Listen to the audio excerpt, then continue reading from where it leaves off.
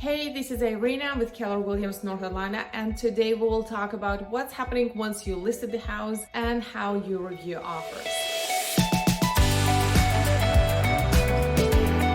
So you prep your house, you worked really hard, you vacated the house for a weekend, there was plenty of time to come and show your house, and you started getting multiple offers. So how do you tackle them? Let's say you have 4, 5, 20, 25, doesn't really matter, but in the end of the day, you have a top 5, 10 offers. So let's review what will be the main criteria that you will be looking at in order to define if the offer is good enough or you wanna get something better.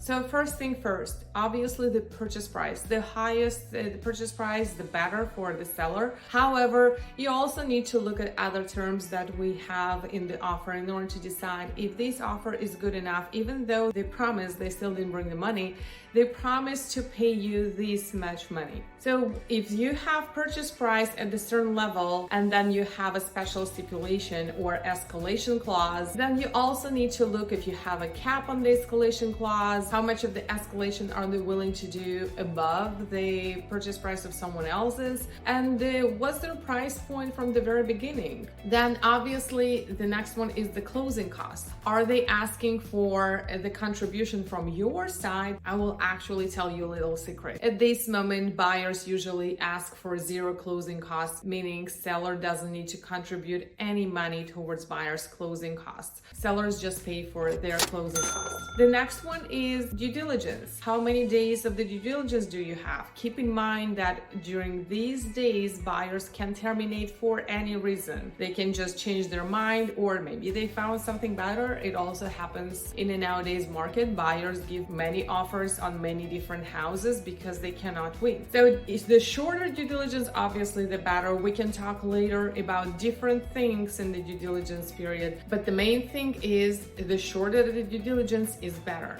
Right now, 3 to 5 days is a norm. The next important one is earnest money. How much of the earnest money are they going to give up front? Right now, we are standing at 2 to 3% out of the purchase price, and some people, they also give non-refundable earnest money. It doesn't have to be the entire amount of the earnest money. It can be some portion of it, but it's happening in our North Atlanta market in nowadays as well. Main other factor is financing. How are they going to pay for the house? Is it mortgage or are they paying cash? What's the deal? So in the financing, we have appraisal contingency and financial contingency. Appraisal contingency, appraiser will come over and they define the market value based on the recently sold houses in your neighborhood or in a radius of half of a mile up to a mile in your neighborhood. And financial contingency means that the buyer will be able to obtain a mortgage within a specified period of days.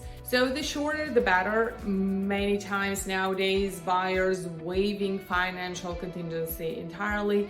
Many of them are willing to waive appraisal contingency as well. You just need to keep in mind if they're waiving it or if they spend all these days and didn't come back to you, the earnest money could not be refunded back to the buyer. Means that if they terminate the deal because they cannot afford it any longer or cannot close, you get the earnest money. In addition, of course, there might be different special stipulations that are related to appraisal, related to the escalation clause, or some special requests that you have from the buyers, and each and every one of them needs to be reviewed separately. And one more thing, recently, many sellers, they need time to pack, to move out of their current house, and many of them are asking for temporary occupancy after the closing. Do you need temporary occupancy?